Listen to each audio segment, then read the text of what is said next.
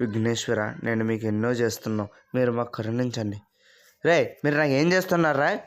స్వామి మీరేనా మాట్లాడేది? నేనే. నాకు ఇంతంత పెద్ద పెద్ద విగ్రహాలు పెట్టక్కర్లేదు, చిన్న పసుపు ముద్దకి బొట్టు పెట్టినట్టు పూజించడం సంతోషిస్తుంది. సరే, పిల్లలు ఏదో పెద్ద విగ్రహాలు పెట్టేస్తున్నారు కదా, అవన్నీ పెట్టడం, నీళ్ళలో కలపడం, ఏమో చేపల నీళ్ళు తాగడం, చచ్చిపోవడం, వాటిని మీరు తినేయడం. సరే ఫోన్లే, పిల్లలు సరదా పడ్డారు కదా అని వదిలేస్తే, మొన్న ఆర్సీబీ కప్పు కొట్టింది, ఆర్సీబీ వినాయకుడిని పెట్టేయాలి. ఆ మోడల్ వినాయకుడు. వర్షాలు పడ్డాయి, సర్ఫింగ్ వినాయకుడు. కొత్త బండి వచ్చింది, బండి మీద వినాయకుడు. ఇదంతా ఒక తగ్గట్టుగా ఉంటే బాహుబలి వినాయకుడు ఉండాలి మాకు ప్రతి ఏడాదిని, బాహుబలి రేంజ్ వినాయకుడు.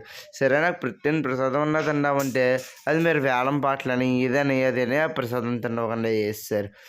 హైదరాబాద్లోనేమో మాది చార్మినార్ ఫేమస్, మా దగ్గర వినాయకుడు అంటారు. ఢిల్లీ వాళ్ళు, దాంట్లో ఉన్న వాళ్ళు దగ్గరేమో ఢిల్లీలో ఉన్న తాజ్మహల్ వినాయకుడు అంటే అది అంటారు. ఇదంతా పక్కన పెట్టి మీరు ₹2 పుస్తకం చూసిన కథ చదువుతారు చూడండి, అక్కడ నాకు మామూలుగా ఉండదు, మాయమైపోతుంది. ఫోన్లే అని ఊరుకుంటాను. సరే, మీకు మీ కుటుంబ సభ్యులకి వినాయక చవితి శుభాకాంక్షలు.